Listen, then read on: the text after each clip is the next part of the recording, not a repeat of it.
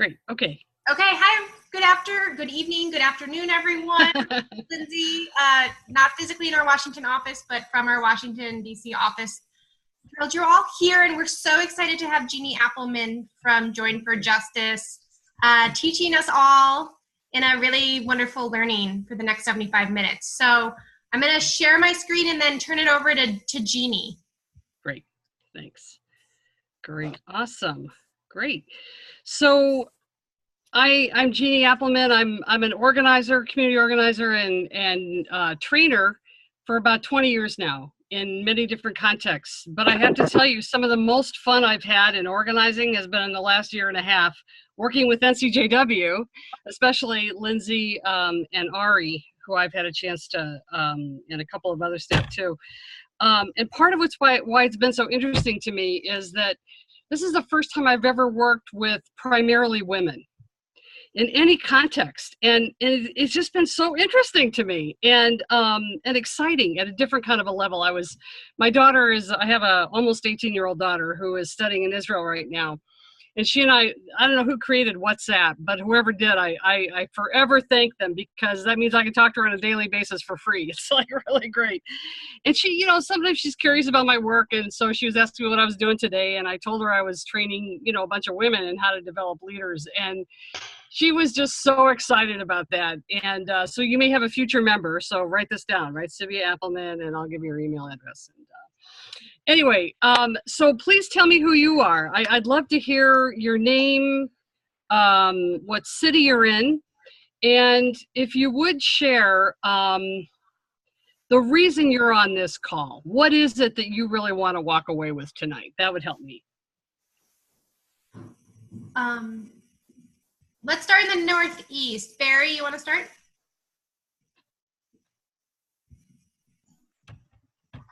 Can you hear me? Yes. Hey there. Yeah. Okay. Actually, I live in New Jersey, and Jeannie, I think I went to one of your trainings in New Brunswick. Yes, exactly. I was thinking your name sounded so familiar. Yes, you did. Yeah, that was an all-day training. Good. Yeah. It was an all-day training. I'm on because I think in Bergen, we really would like to develop more leaders, and I'm really interested in this topic. Great. Who's next? Who's the 412 that called in? Can you hear me? Because I'm not on Zoom. Yes, we can. Yeah. Oh, good. Okay, I couldn't get on Zoom. I'm just on the phone. This is Lynn Garfinkel. I'm actually in Columbus, Ohio, even though my number is a Pittsburgh number. I used to live there. I am our Vice President of Advocacy, and we've had a really exciting year of people being very interested, but now we need to take things to the next level and empower people to really build on some of the skills and energy that they have. And put that to good use. So very interested in learning more. Wonderful. Great. Tell me your first name again. Lynn. Okay, great. Good. Thanks. Who's next? Maddie, and then we'll go to Florida.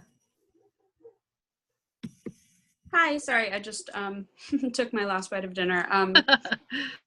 Can y'all see me? I don't. Yes, we can see you. Great. I'm Maddie Fireman. I'm the state policy advocate for the New Orleans NCJW. Great. And I'm interested in learning how to make sure that my advocacy committee stays engaged, and also I would love to teach them how to recruit more volunteers of their own. We have a couple people who have been doing voter registration every week at naturalization ceremonies, and I know that they'll just, not be able to be there every week, and so I want to be able to support them. Great. Joan and Lauren? Okay, me? Okay, I'm Joan Boer. I'm currently the president of the Sarasota Manatee section. We do really well with recruiting members, but when we go to ask them to take a leadership position, they say, oh, no, no, this is not for me. I don't want the responsibility. And Uh, I know that hopefully I don't have the time, or I'm retired now and I don't want to do it. So I'm looking for other ways to get people engaged. I think they would be if we just approach them with a different ask. mm-hmm. Great. Lauren? Hi, I'm Hi. Lauren Bernstein. I I guess you're not seeing me. Oh, there I am. I can see you. Okay, and I can see everybody There we now, go. which is great. I had the wrong thing on. I am the Vice SPA for the state of Florida. I was Jones Co-Pres last year, and I'm just interested in, as everybody said, you get people who are interested, but no one wants to be the leader. Everybody wants to be a follower or be Yeah. involved some, and we need to get them, really in there. I Yeah. think that with advocacy right now, with our political climate the way it is, I think we have a lot more people interested in advocacy because Yes. they're very concerned. So we want to grab them while we have them and keep them. Absolutely. Yes. Right. Great. And did you want to say something, Lindsay, about yourself? I'm Lindsay in our DC office, and I always learn something. I've probably been through this training with Jeannie twice already, but every time I do it, I learn something different, and either about how I talk about engaging new leaders and also in my own work. Great.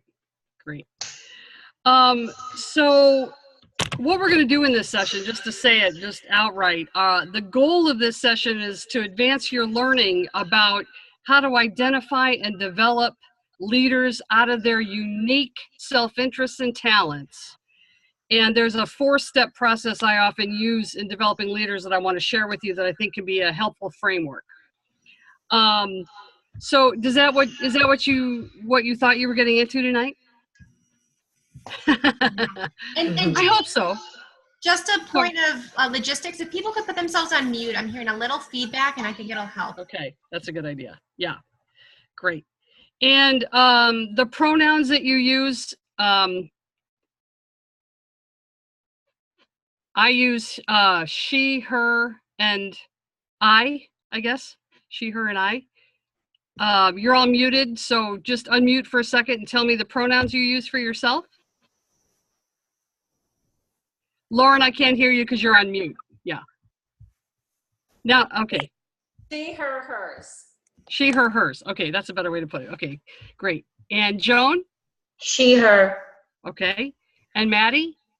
She, her, hers. Great. And Lynn? She, her, hers. Okay, did we get everybody? Lindsay? She and her and hers, and then we had I think Barry Lynn, and then we're Right, and it's Here. she, her, and hers. Great. Okay, good. So why do people, I'm struck by what you all said in the beginning. Why do you think people don't want to become leaders right now? Or why are they not stepping up? They're showing up for things, right? They're engaging a little bit. And why are they shying away from leadership, do you think? They don't want the responsibility. So they think leadership is about a bunch of responsibility, right? Among other things. Among other things. Okay. Who else? Maybe they're afraid they're going to disappoint or not be able to follow through. And it's funny that you say that, because I think that is an indicator of an overall culture that actually makes it hard to develop leaders. And I think the culture we're in is a culture of celebrity and perfection and not experimentation, not having the permission to really make mistakes and learn from them, right? Because we have to be perfect all the time. What else? Anybody else have a thought about why it's hard to get people to step up and be leaders right now? I think in our area, we have a lot of retired people. And I think that's part of it. Been there, done that. They've been involved in organizations. And they don't want to have that responsibility and get involved like that again. Interesting. So their experience of leadership before was, maybe it was a good experience, but it was a lot of responsibility, a lot of time, a lot of work, right? Yeah. So I'm thinking back to when I was a young girl growing up in South Bend, Indiana. I actually was Catholic then and became Jewish later in life. But some of my earliest memories of this church that we belonged to that had, oh my God, 1 million volunteers all the time. They did have a lot of volunteers, you know, and they had people stuffing envelopes and running programs and all these things. But I never saw a match between somebody's talent and actually what they were inviting people to do. There was a big turnover in volunteers at this church that I grew up in. And I never really understood it until I became an organizer. And I realized that, wow, the way that we've sort of, or the way that many organizations in the past have looked at getting volunteers, engaging them, and picking leaders out of that has not really been about who that leader is and the full range of their interests, right? It's been more narrow than that, right? So my mother was a great envelope stuffer. I don't know if your mother was, but she was at that church office every day, and she was still raising 5 kids and keeping a house, but she found time to do that, and then she eventually stopped doing it. And I remember asking her, Mom, why did you stop volunteering at church? And her response was, they don't have a clue who I really am. I'm just a number over there. We have hundreds of people that come here, and I'm just one more hand to help do the envelopes. And I thought, well, there you have it right there, right? So we're in a different world now, right? I mean, we are not in the John Kennedy era where, by the way, he was our favorite, you know, so next to the crucifix was a picture of John Kennedy, right? I mean, that's how big he was, right? But in that era of it's not what you can do for your, you know, how does it go? It's not what your country can do for you, but what you can do for your country. That was the culture that I think some of you also grew up in, right? Where even if they didn't engage you individually, you still volunteered because that's what everybody did, because you had to give back. So we're not in that culture anymore because I'm hearing an echo of me. Do you hear that, Lindsay? Yeah, I hear a little. If you're not speaking, just put yourself on mute if that's okay with everyone. Okay. And welcome, Beth and Melissa. Great. So we're in a different culture now, which calls for different tactics, I think, and different strategies about how to identify and engage and develop leaders. So when you think of a leader and you're looking around NCJW section, you're saying, okay, who am I going to invite into leadership here? What do you think some of those traits are that you think leaders need to have to be valuable to the organization? Good looks, a big mouth. I don't know. What do you think of when you think of leaders? I think of someone who, you said it before, their talents, but also their passion. Mm. You can find something that someone's passionate about, yes, and lead them in that direction. Yeah, you're part of the problem is worked out right there. Yeah, that's exactly right. Is figuring out what somebody's passionate about, right? So they feel strongly about something that they're going to take the initiative on, right? So we're not looking for people who are big talkers but aren't doers, right? Do you have any of those folks in your organization, in your section? They love to come to meetings, right? Oh my God, there's a meeting, they're there. They're there on time. And they have great... If they're not doers as well as thinkers, then who's going to do the work of the organization, right? So taking the initiative, you know, being passionate about something and acting on it. What are some other traits that you can think of?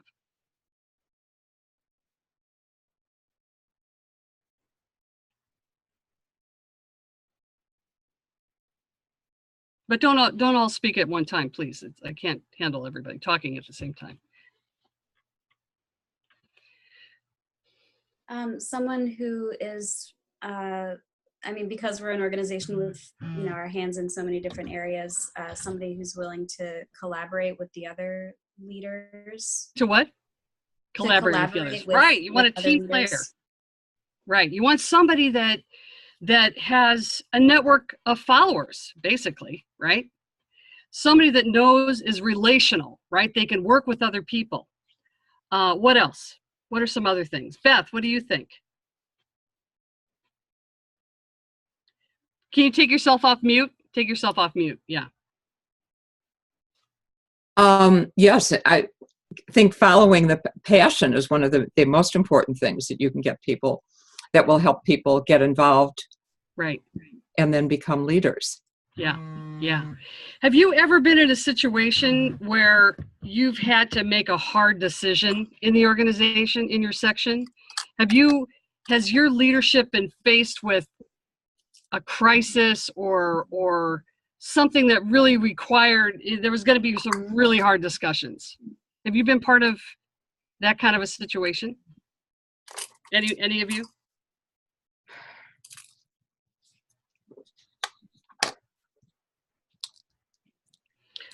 Not in the short time that I've in this section. Okay, or maybe in another organization that you Yeah. worked in. Just Yeah. getting people involved, trying to sell people on how being on a board is good for you. So you said something really important just now. I don't know if you realized it. So kind of the way that we've been taught how to get people involved is to sell them on the organization, right? Here's who we are, and this is why you should want to be involved with us, right?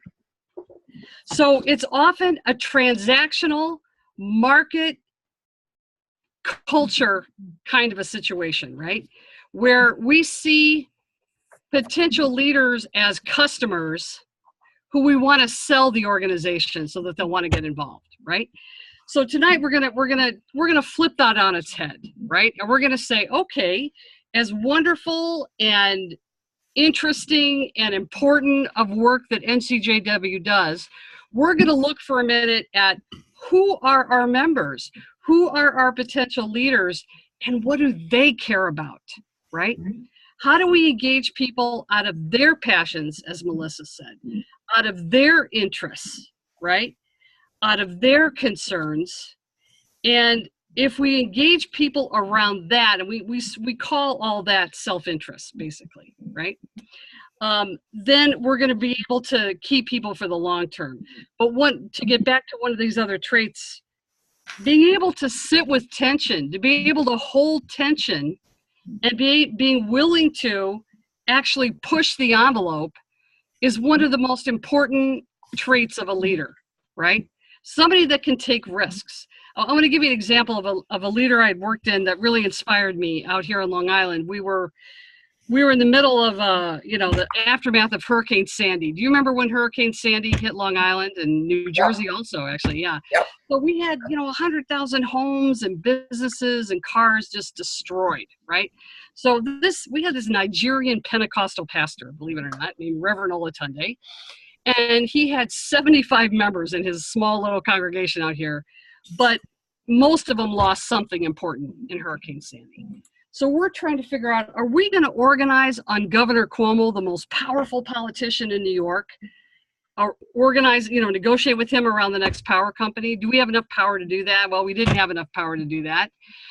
But we were having a strategy discussion about, could we take this campaign on? Reverend Olatunde laid out the impact that this had on his congregation and what was at stake for him. And then we had some leaders around that table who were big Democratic funders, Democratic Party funders. We had others who were really heavily connected to Cuomo. So what do you think they said when we said, let's go after Governor Cuomo on this campaign? What do you think their response was?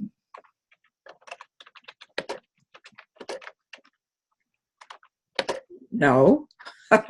Yeah, actually, no. They said, no, we can't possibly go after Governor Cuomo, So the gauntlet had been put down, right? And Reverend Olatunde stood up and he looked all these folks in the eye and he said, you know what?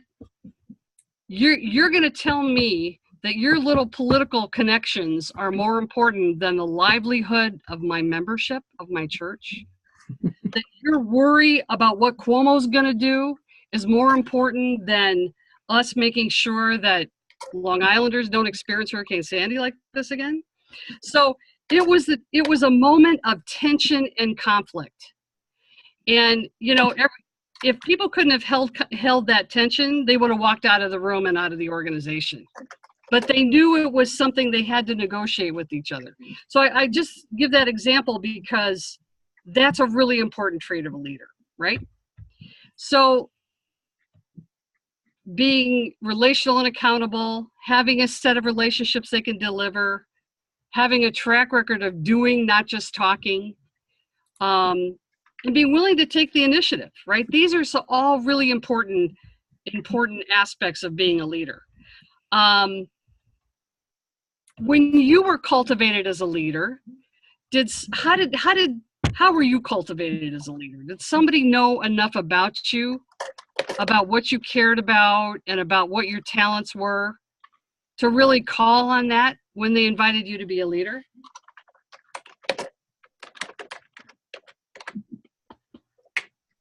Come on, gals.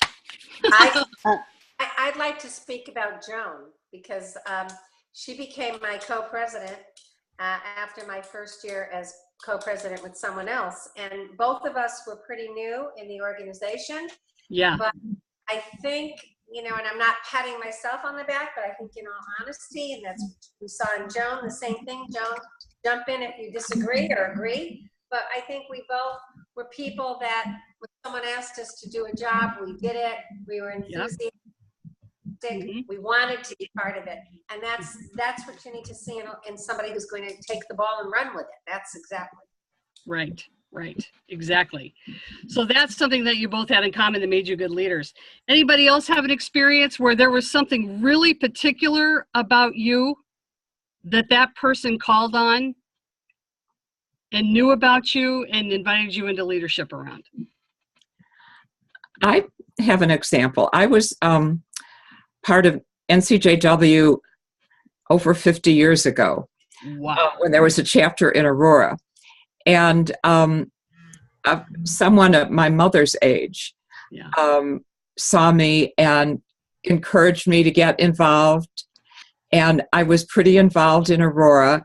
Mm-hmm. Skip ahead 50 years. I still think of this woman who's been dead 25 years, but what a gift she gave me. And I think she appealed to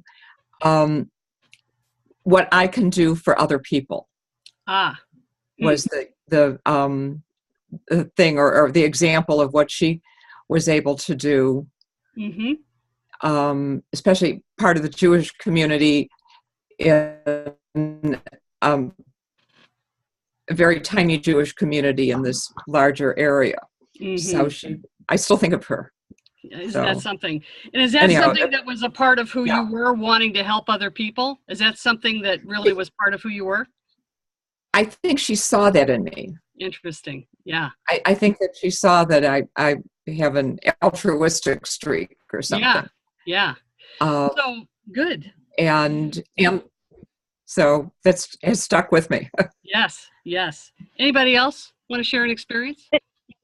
This is Lynn. I know you guys can't see me, so I can't tell when I can kind of jump in. But I was brought into NCJW right after I had my first child. I had been a professional in human resources. I was a consultant, and I wasn't going back right away. Mm-hmm. And the woman who was the executive director in Pittsburgh was a cousin of my father-in-law. She kind of knew my story and asked me to come in to help with some performance management and leadership development and other things that they didn't have internal to the organization, but that she knew I had experience in. She knew I wasn't going back to work right away, but I was anxious to do something. And honestly, that single act that brought me in and made me feel really valued. I mean, I was immediately adding value to the organization and was given a lot of responsibility, and it was a fantastic way to bring me in, and that empowered me to I don't know, like really feel like I was immediately part of the organization. I wasn't kind of just doing whatever needed to be done. I was brought in based on what skills I had. But that was unique, I think, because the executive director was a family member and she knew me, and I didn't have to go see. I didn't know that's what I wanted. She suggested it. So interesting. But she knew enough about you and what your talents were and some of your interests, right? That she knew that this would be a good fit for you. Okay. So what I'm going to say to you is, you don't have to be a family member to know that about somebody. Right? And so we're going to talk about self-interest next, right? Because understanding somebody's self-interest and what their story is. You said she knew my story. So the first sort of part of this 4-step process of developing leaders is really identifying. So the next slide would be great. Identifying and engaging somebody out of their unique interests and talents, right? And that means you're prioritizing who this person is more than you're thinking of, okay, here's a task that we need to have done, so who can I get to do that? It's a very different way of looking at who your members are and who could be potential leaders, right? So you're looking at, who is this person? What do they do well that maybe nobody ever asked them to do, right? We had a leader at Road of Shalom in Manhattan. We were doing this, listening campaign to find out what people in the congregation cared about. And we were working off of a membership list. We had the baby boomers, right? So I'm going down the list, and I end up having a individual meeting, a relational meeting, 30 to 40 minutes. Did any of you, by the way, were you part of Lindsay's webinar on that? Last month. Last month? No. Anybody? One. Joan. Okay. So she had building on what Lindsay taught last time, doing a relational meeting with somebody, not a pitch task oriented meeting, although you may pitch them at the end of the meeting, but it's to really get to know who this person is, to build a relationship so that they trust you. So you're sharing about your interests and your story about how you got involved and why you got involved in NCJW, why you care about justice work, where did that come from? What experiences shaped that? What are you passionate about? What are you concerned about in your community? These are all things that you find out in a one-to-one meeting with somebody. Face to face, you sit down, and the purpose is to get to know them and see if this is somebody you even want to develop as a leader, right? You have a sense, you have an intuition this person might be a good leader, but until you find out all that stuff, right, you're really not going to know if they're leadership potential. So this gal I'm meeting with, this Nancy in Road of Shalom, she's an empty nester. She sits down, she has a Chanel suit on, right? So I'm thinking, wow, this gal is resourced up. And I already have sort of, something, I'm forming an opinion of this gal based on nothing, based only on my assumptions, right? Which is always the wrong thing to start a meeting with, right? So I started asking her about her life and, what she's passionate about now. And she starts telling me about all these great volunteer things she does. She's a fundraiser for this run for people with disabilities in Manhattan. And so she's like telling me about all these volunteer things, and how I said, well, what about here? Don't you volunteer here at the synagogue? And she's like, you're the first person that's ever sat down and cared anything about finding out who I am. Now, granted, they have 4,000 people that relate to that place, so you can't do a one-to-one with everybody. So I said, well, what are you passionate about? And she goes, well, I'm an anti-establishment person. You could have shocked me. You could have shocked me more, right? She goes, I protested in the Vietnam War. And so I said, well, what are you doing now out of the box? What anti-institutional things are you doing now? And she said, well, unfortunately, nothing. I'm bored out of my mind. And I said, well, what do you love doing? She said, I live to do Excel sheets. I'm like, okay, our team actually needs somebody to track all this information. I felt like cha-ching, the light bulb went off above my head and the dollar sign. And So sometimes all you have to do is ask what they care about or what they're passionate about and what they do well, and you get more of a sense. But uncovering their self-interests, the next slide would be great. That's really the key. And is it Barry? Who? I'm sorry. Who's the person that told the story about the relative? It's Lynn from Columbus. Lynn, sorry, Lynn. So, you know, she knew something about the fact that you were just had a child, and how did she know about your interest in leadership development, or that you would be good at that? How did she know that? She knew that that was the career I had before giving birth, and that I wasn't going back to work, at least not right away. Right. And so she knew my professional training and interest, and thought that was something they could use at NCJW. Right. Now, it could have been that actually you didn't want to do that because you had done it at your job and you didn't want to do it in your sort of volunteer time. That's possible, but that wasn't what the case was. It turns out that, you know, you wanted to do that, you wanted to bring these skills, and it was a nice match. So the way I think about self-interest is, especially related to NCJW and issues, justice issues that you work on, you want to figure out why this person cares so much about justice issues that they would want to spend time doing it through NCJW, right? So you're trying to uncover, where did that interest in equity or justice come from, right? And this is not therapy, so you're not going for these raw experiences that you would only tell a therapist. But having said that, when you find out people's real interests, like, so for me, I was a survivor of violence as a young girl. My father almost got laid off, and we were almost on the street. Okay, so these were real life experiences I had as a young girl that had everything to do with why I became an organizer, right? And it's only when I got in touch with why I really wanted to be an organizer, which was that I didn't want to be powerless, that's when I was able to then call out other people's stories. And so I would love to hear from you, since you all are going to be identifying even more and more deeply other potential leaders.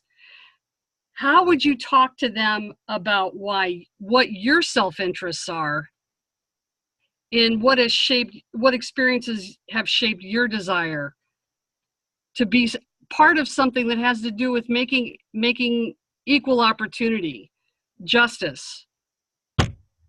What's the experience that you had in your life, or that you witnessed somebody in your life have? Maybe you saw somebody being bullied and you didn't do anything, so you say, okay, I'm never going to let that happen again. I'm going to stand up, and I'm going to make sure that everybody gets treated fairly. We all have stories, and figuring out what they are helps build the foundational relationship with other leaders that gives them permission to tell their story. So I'm going to shut up now, and I want you to tell me a little bit about what experience shaped your desire to be part of this work. I have a gay son. Okay. And the way he was treated until he moved out to California and was in a better environment for meeting and coming out than he was when we lived in the Northeast. Mm-hmm. So that's a powerful story. That's something you experienced as a mother, right? That has everything to do with equal treatment of people. So your willingness to share that with somebody that you're trying to engage in leadership, it's a great story to be able to tell, because number one, it's authentic. It's your life experience, but it also gives them permission to reflect on their own life and to figure out why am I going to think even about being invested deeply in this organization. So Maddie, what about you?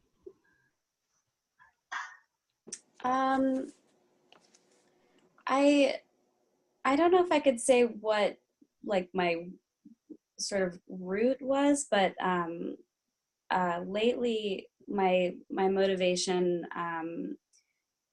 so I and a lot of the people that I know have experienced either like withheld information or trauma at the hands of medical professionals. And I have a partner who's in medical school who has been able to help me navigate, different providers. And, I've been sick this year. And so she's helped me to figure out how to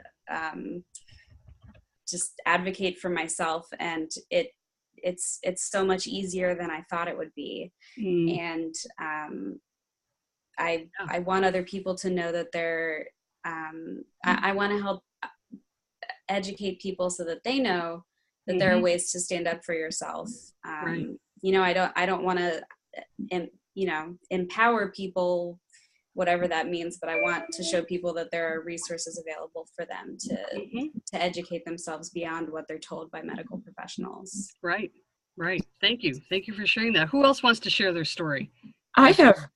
This is Beth. Yes.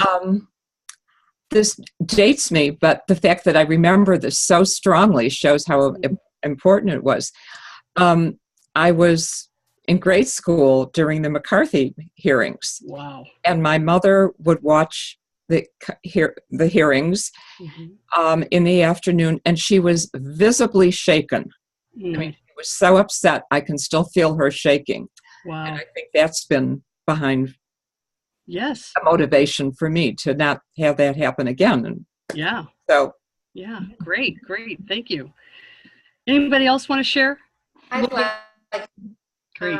I had an interesting thing when I was on SPA conference call. People were talking about how they had been advocates and what got them involved, blah, blah, blah.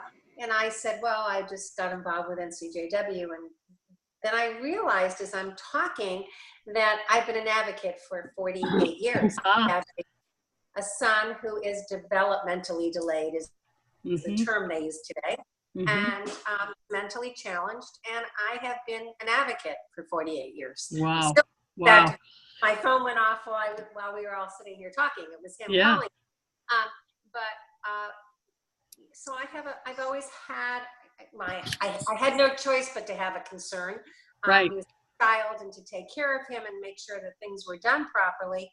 Yeah. But I have a concern for those who cannot speak for themselves, because there are people out there, not just people like my son, but others in all walks of life that need help, not for us to speak for them, but to help them speak for themselves. There we go. Yep. Very powerful. Yes. All these stories that you're describing are out of self-interest. I think about self-interest in a couple of ways, right? There's the immediate self-interest of undocumented right now who are in danger of being of an ICE raid and being deported, right? That's like direct self-interest, right? But I want to tell you about Damon Gersh, this leader who was engaged with us out here in Long Island. It took me forever to get his story. He had, on the veneer, the perfect life, right? He owned his own business. He had the perfect family. Nothing was wrong. If you ask him how things are going, what are you concerned about? It's all about other people, right?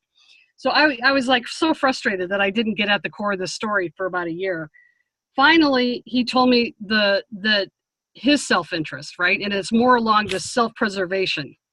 The self-realization kind of self-interest, which is his grandfather worked in a sweatshop in the Lower East Side of Manhattan for his whole life. He was an immigrant from Russia. He came here. He was treated terribly. He had terrible wages. And he worked, 7 days a week so that he could give his son, this guy, Damon's father, an education so that he wouldn't have to work in a sweatshop. So Damon said to me, look, I probably will never experience any of the issues that we are working on in the organization right now, but that doesn't matter because I cannot be the person that I want to be and the model I want to be for my children if I don't live the values and the legacy of my grandfather. And it really moved me. It made me realize that, yeah, you don't have to be directly affected by the issue that you're working on. You do want to work with people who are directly affected by that issue, right? So in New Jersey, you know, there's an NCJW section that's working with women who don't have access to sanitary supplies in some shelters, right? In Pittsburgh, the Pittsburgh chapter section is uncovering women who have experienced domestic violence, right? And there's not a widespread, uniform way to help these women get the help that they need, right? And so NCJW women are getting into relationship with those women and figuring out what's this issue and how can we address it. But everybody around that table from NCJW has a story about their son, right? Or their experience with healthcare, or, you know, it's a story around who do we want to be in the world?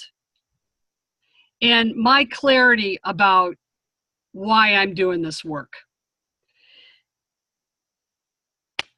So if we take the time, and it really is time and energy, to uncover the self-interest of our potential leaders, not just their talents, but also the range of reasons and experiences they've had that have shaped their desire to do justice, then we're going to get them for the long term, right?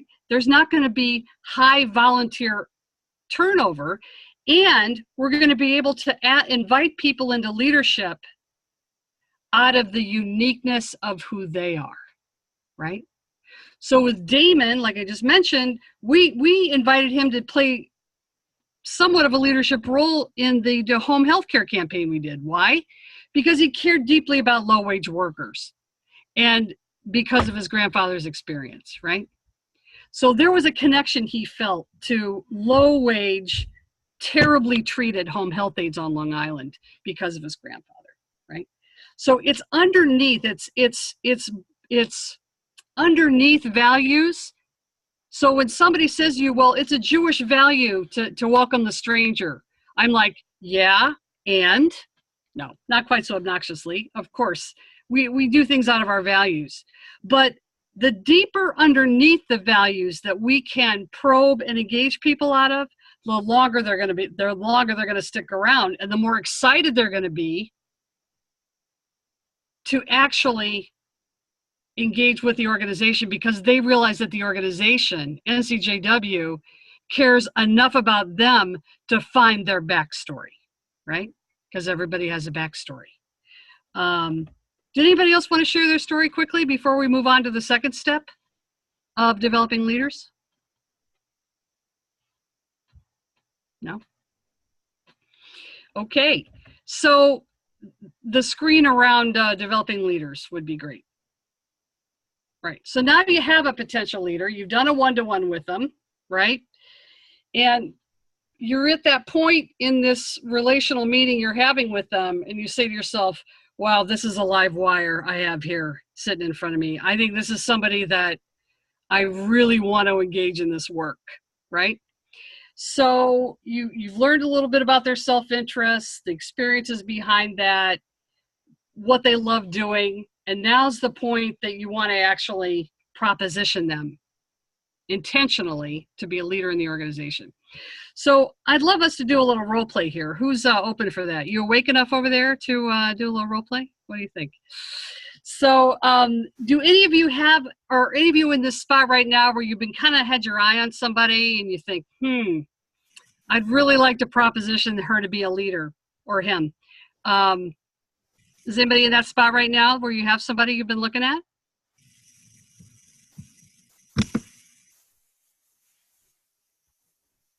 Melissa, what about you? No, we are not at that stage. Okay. Lynn, what about you? Yeah, I think there are a couple of people on the advocacy committee who I could see really stepping up to take leadership roles. Okay.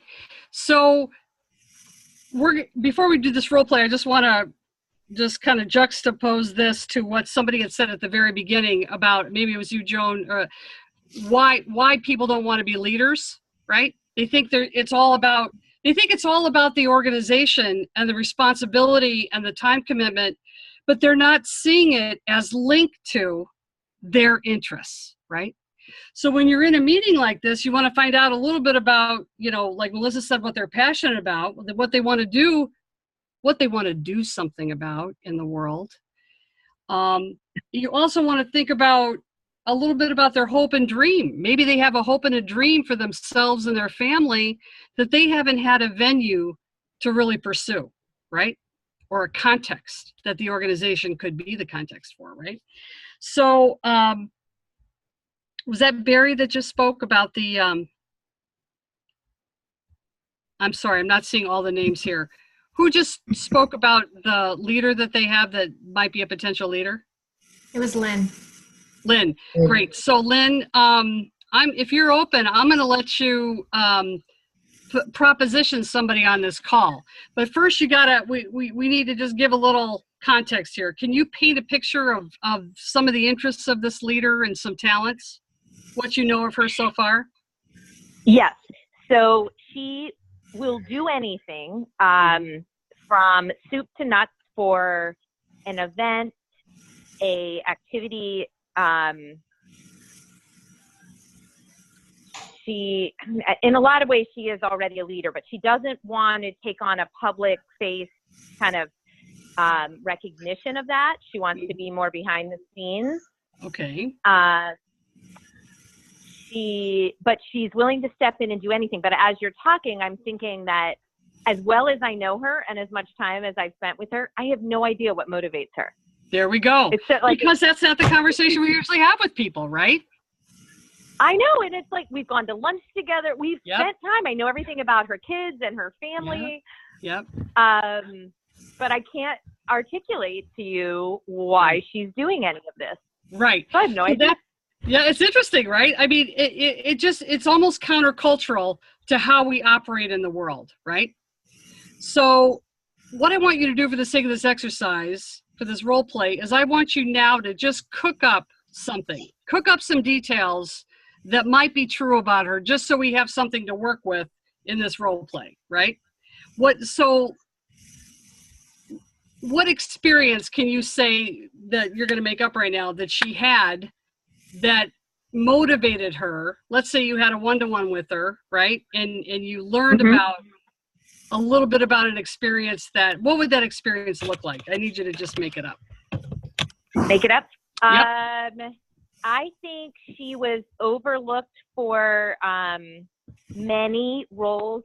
She worked in a manufacturing environment, and she was overlooked for many promotions and roles because she believes because she's a woman.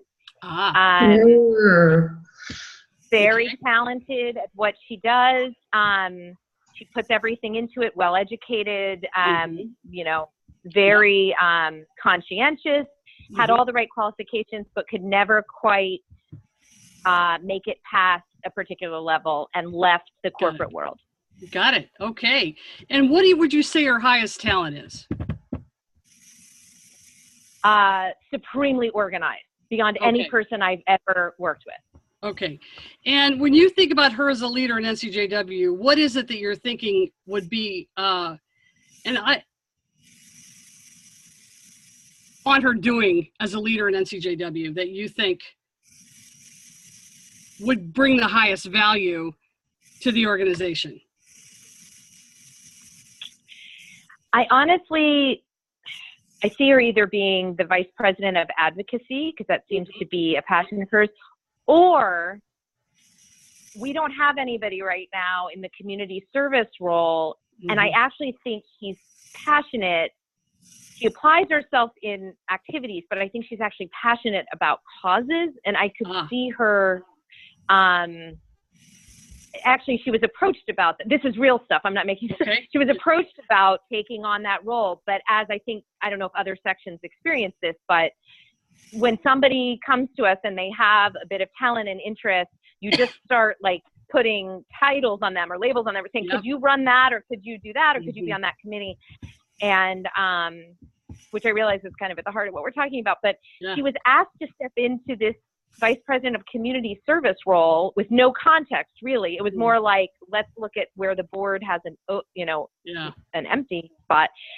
And she turned it down. Mhm. And I wonder now if it wasn't, if we didn't take the time to get to know her, and maybe it's not the right role. But Right. I see in her, she has a passion around things related to children and families, Mm. women, Mhm. all that stuff. So Great. she'll show up for anything, but she did not want to take on a board role. Right. So you really nailed it about how we often pitch people for the titles instead of, powerful work that would align with their interests, right? And the impact that they could have. So if you're willing, Lynn, I'd like you to do a short little, we're going to do like a 3 or 4 minute interaction here, role play. Who would like to play? What's her name? Her name? Should I give her real name? Or should we role play? Maybe I'll make up a name. make up a name. Make up a name. I'll make up a name. Let's say Chrissy. Chrissy. So who wants to play Chrissy? Now that you've heard a little bit of background and... Jeannie, do you want me to pull everyone so they can see each other and not the screen, or you want to keep the That would be great. I would appreciate that. Yeah. Yeah. That would just keep, yeah. So is that on the, yeah. Okay. Yeah. So who's going to do this role in the role play? Who's creative? Who thinks on the spot? It looks Okay, like Lauren. Awesome. So So, we'll talk about her again, quick. Give me a quick rundown. Give me 2 seconds of her. Chrissy? Yeah. Lynn. Okay. She is young, passionate, shows up for everything, highly organized. Ask her to do something, it gets done yesterday. Very eager, says yes to almost everything.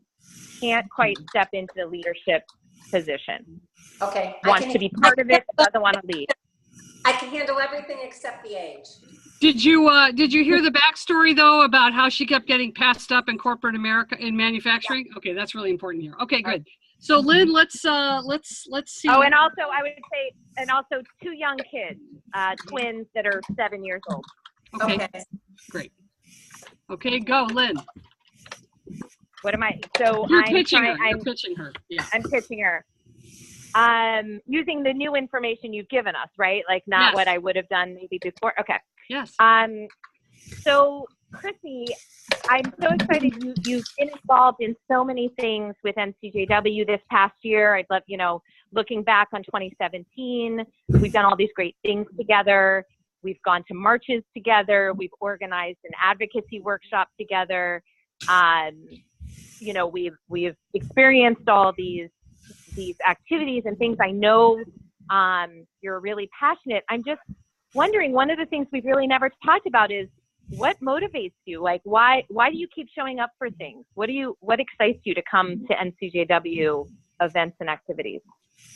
I care about people. I am happy to get out of the house and do something with not just being the mommy me, but being the me. Great. So do you do a lot of the work like after your kids go to sleep, or when do you find the time to do all this stuff? Because you're so organized and you get so much stuff done. Well, when the kids are in school, I have a lot of time between 9 and 3. And so I do a lot of stuff then. And, they're still young, so they go to bed pretty early. And I have my evenings. I like to be with my husband, but, there's times when I like something from me. Great. And so why do you feel like NCJW is for you? Like, what does that mean? What do you get from it? I feel good when people say thank you, and it makes me feel like I am a worthwhile individual. Awesome. So like, where do you see yourself personally, professionally, like 3 to 5 years from now? What do you imagine you're doing as your kids are getting older, and what do you think? I probably wouldn't see myself professionally getting into anything else until my kids are a little bit older.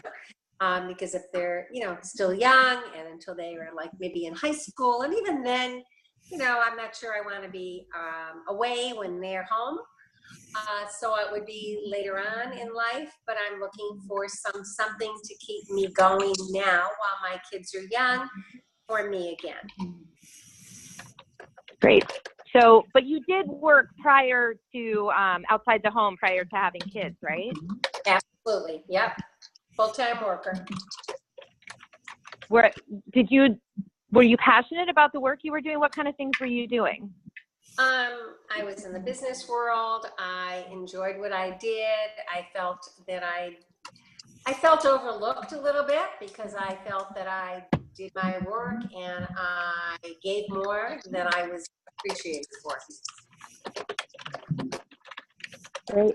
So that must have made you feel uncomfortable? What did that feel like? Like were you watching other people get promotions that you thought you deserved, or? I was watching, being in the corporate world, being in a man's world, how women were treated.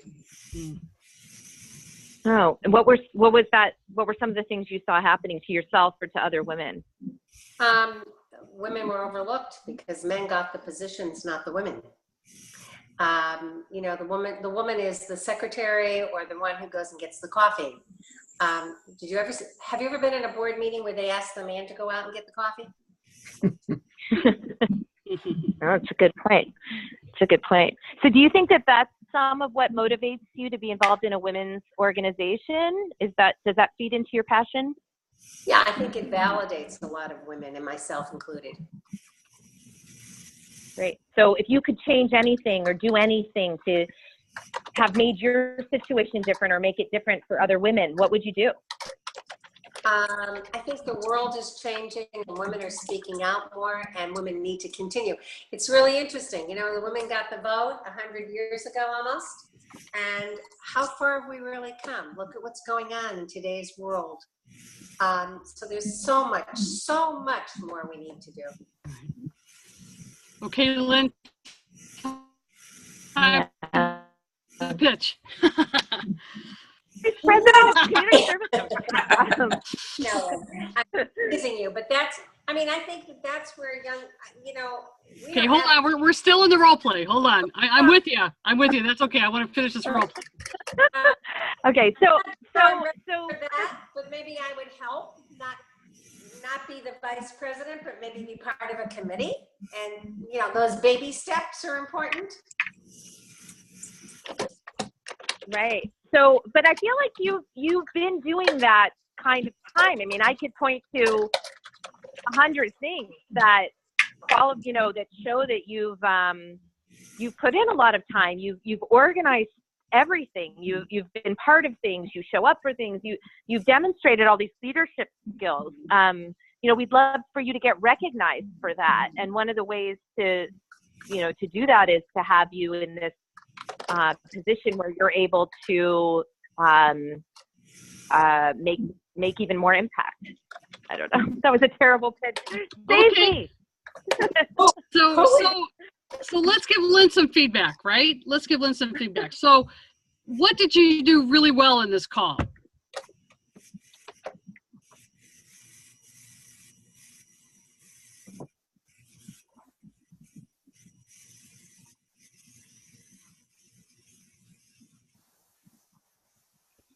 Along the lines that we've been talking about tonight. She tried to find out what she was passionate about. Yes.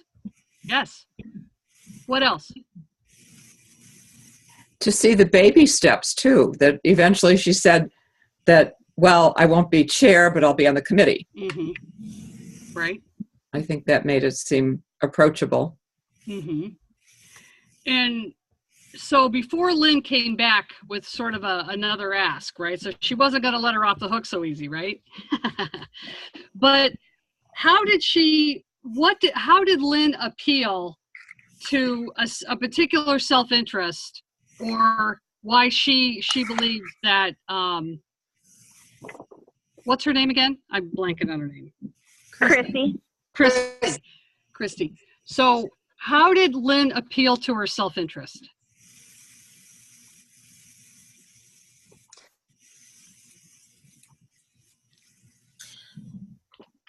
wanting to be around maybe women and receiving that recognition.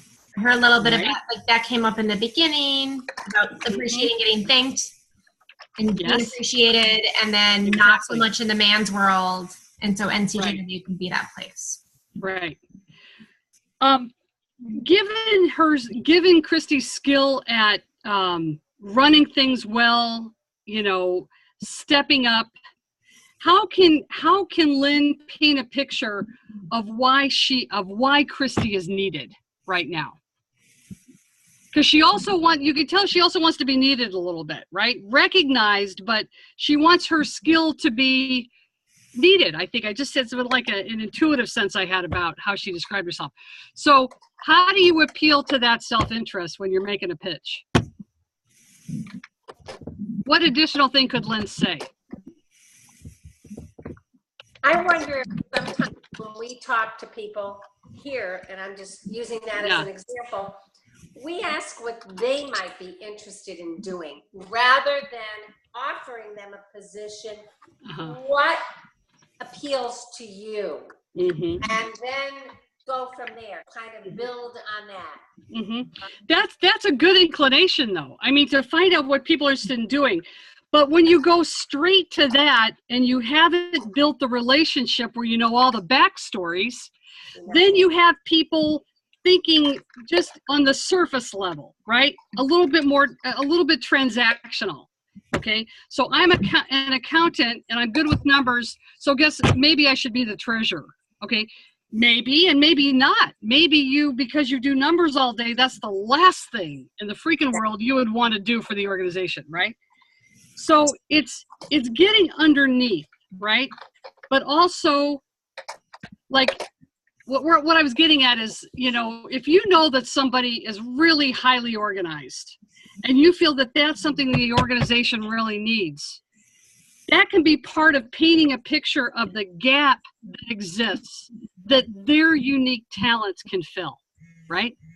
So, sorry? I was going to say, I have a question going back to the treasurer thing. You know, it's a very, very hard position to fill, and you really want to find somebody who has those skills. And then you find somebody who has those skills and say, oh, yes, and then they hate their job. See, that's a perfect example, Joan. Exactly. So you're not just I'm glad you raised that. You're not just looking for the specific skill for the specific role. You're looking beyond that. What's going to animate them, right? I'm thinking back to what, Lynn, you asked the question, like, where do you see yourself in 3 to 5 years? And I was thinking if you had said that question slightly differently and said, like, how do you see yourself getting involved in NCJW in the next year or two? And it sort of plays on, like, that question Lauren asked with, like, getting where they want to go, so you know the type of ask to ask them with the organizing, because you're like, they could do community service, they could do advocacy, and if you make the community service pitch, then you might lose them.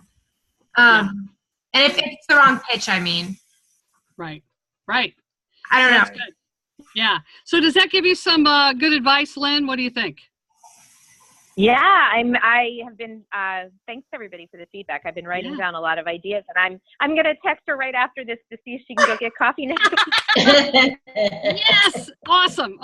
So I know we only have 10 minutes left, and I want to get you all out on time. But Can I say one thing to Lynn? Lynn, make sure you let her tell you what she wants to do. There we go. Get her to talk first before you talk. Good. And the other thing that would happen in a natural 30 to 40 minute time period, which we don't have tonight, obviously, so Lynn couldn't go into all this, but Lynn would also talk about what animates her. All the things that she asked Christy, she's going to be also sharing about herself, because otherwise it feels like an interview. It feels all like a setup to a proposition. And it's really not like that. It could be that in the course of this conversation, you decide that this is totally the wrong person for what you really had in mind, right? And you can decide not to proposition somebody if you feel like everything you've learned in this conversation tells you not to, right? So that's why you got to be a little nimble. You got to be a little fluid. But it's like self-interest is like the key concept in my mind, in my own experience, and I'm sure in others of yours, And if we get to that and we get their stories and their hopes and dreams and their experiences and the impact they want to make in the world, and we really engage them around that stuff, they're going to stick for the long term, and they're going to want to do more and more and more.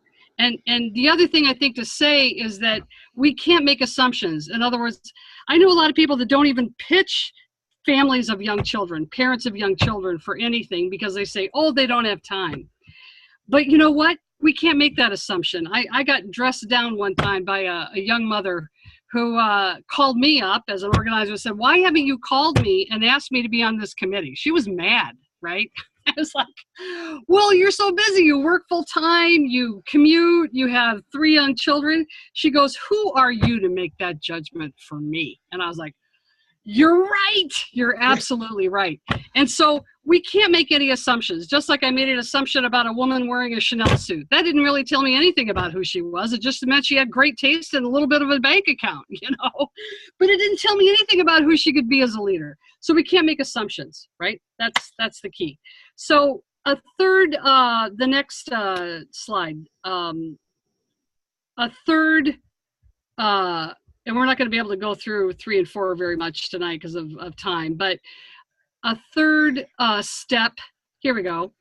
Can you make that a little bit smaller, or maybe, is it all on your screen, that slide? It looks like it's not fitting on my screen. Oh, there we go, okay. Yeah. So you want to test your leaders out a little bit, right? You want to let them experiment, okay? You don't just hand somebody the manual and say, okay, this is what you've agreed to do, and here's how to do it. So there's no hand-holding, there's no manuals, and there's a difference between equipping somebody to do something and actually almost doing it for them because you're so worried they're going to fail, right?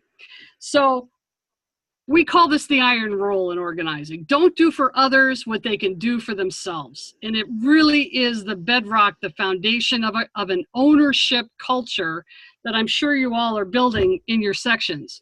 A culture where people feel skin in the game and they feel like they own the place. And this place isn't going to run without them, right?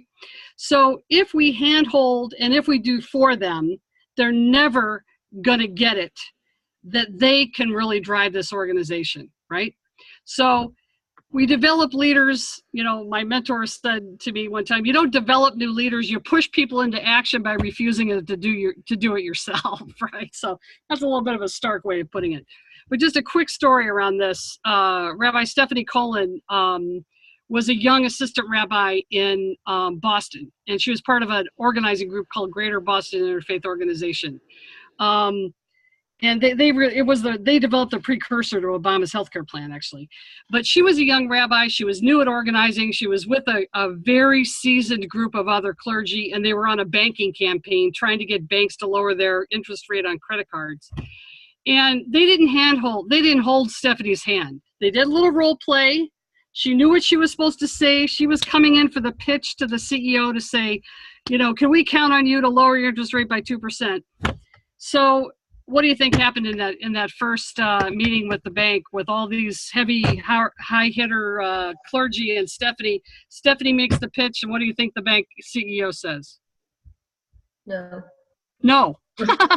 and you know, she had role played it, but she kind of froze. You know, what are you going to do? We freeze sometimes, right? So they say, but they didn't rescue her. They didn't come in. They let the meeting end. They said, we're going to come back to you again. They did it with another bank. Again, Stephanie role played a little bit more, tried to equip herself a little bit more. And again, she blew the pitch. But let me tell you, third time's a charm. The third time, she went in there so determined, and she had role played until her eyes were ready to pop out. And she felt more confidence going in. Why? Why did she feel like she could do it and had to do it in this meeting? Why?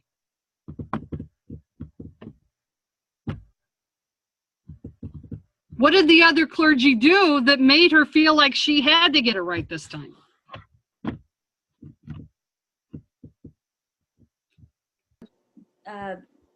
Maybe they didn't bail her out. I don't know. Yes, exactly. They did. They refused to bail her out. So now she feels a lot of pressure, actually, like she really has to do it this time. But guess what? She did it. They said she did it better than any of them had ever done in the first year that they had done organizing. She nailed it. She got the commitment. Now, as Stephanie tells that story, it was the beginning of her development as a leader. Why? Because they didn't handhold, they didn't rescue her. They equipped her to a point and really made her feel like she could do it. And that's why they didn't rescue her. They knew she could do it if they didn't rescue her. So I share that with you just as an example of how people are capable of amazing things, right? But if we don't give them room to experiment, if we sit in this perfection culture where everything has to be perfect, we can never make a mistake, God forbid, they don't have the room to do that. So we like to test people out. We put them in the way of experience, is how we talk about it, right? And then get out of their way. Have you ever had an experience like this where somebody got out of the way and you actually got to do something amazing because you weren't rescued?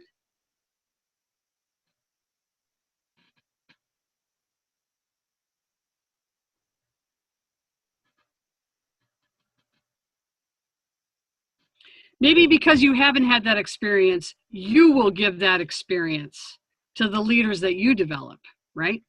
Because it's very powerful to feel the glow of somebody else thinking and believing that you are capable of incredible things, right? And they're willing to give you the room to experiment and make them happen. So maybe you're going to be the NCJW leaders that creates that culture for the new women coming in that are just getting their feet wet and starting to figure out if they can be somebody in this organization. Any questions? We only have a couple of minutes left before we brainstorm what you learned today. Any particular questions around what we talked about today?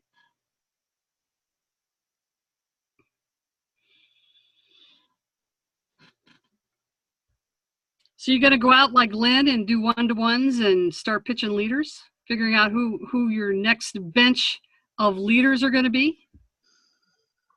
I hope so.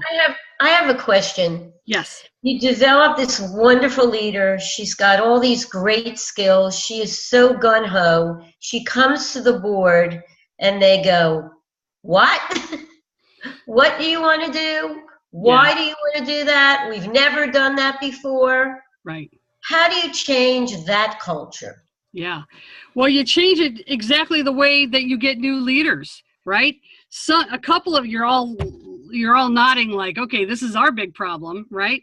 So look, if the board starts functioning differently and is open to new ideas, and somebody like you is actually bothering to get to know individual board members, and maybe you rope in one of your buddies to do that with you, you can start driving this board in a different direction by figuring out what are the things that hold them back from being open to something like that. Maybe they've had an experience where their idea was never able to be realized, so they're not going to let anybody else's idea get realized. Maybe they feel like they're hanging on to they're hanging on to leadership by the skin of their teeth because this is the only thing they have left in their life that they're really happy about. You don't know what people are experiencing, right? But if you bother to get to know people's interests, what their hopes and dreams are, what their fears are in going a different direction, then you can start addressing them. And I think that our unwillingness to be willing to have those kinds of difficult conversations and dig in deep to the interests is what keeps us from being open to new talented people at the table, right? So it's not like there's a whole other strategy. It's doing this very thing that we're talking about tonight, uncovering interests, engaging people around their stories. We got to do that with the people that are already in power, right? Yeah. Let's just spend a minute. I know it's 8:45. What are you walking away with tonight that maybe we're not going to have time to get to number 4? Sorry. What did you learn tonight that maybe is a new understanding for you, or something that you felt like you didn't know before? Quickly.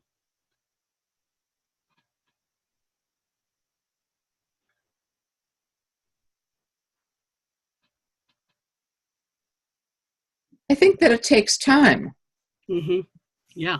That you sort of identify people and then figure out listen so that when you're ready to make a pitch, mm-hmm. you've got all the tools that Right. you need. Right. Yeah, it does take time. Yeah.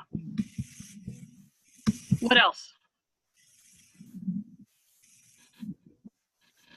Lynn, what did you learn tonight? Well, similarly, it does take time. I think putting in the time to really get to know people and their interests and uncover that. We could possibly in these conversations help them articulate things they haven't said before, right? Mm-hmm. Like, yes, if we do it well, we may help them on a journey of discovery about themselves. So yeah. I'm pretty excited to, just to start that process. Good, great. It is very exciting. I think you have to do your homework before you have the conversation. Mm-hmm. To sort of know, like Lynn knew all about Chrissy before she sat down with her. So she knew she had the twins. She knew she had that, the unfortunate not being promoted as a woman in her. So she had those facts. So she had that information that sort of could help to guide that conversation. You can uncover that in that very conversation is what I would say. It's always good to do a little research, to ask around about her, right? And you may find out some information. But honestly, I have sat down with perfect strangers knowing almost nothing about them, right?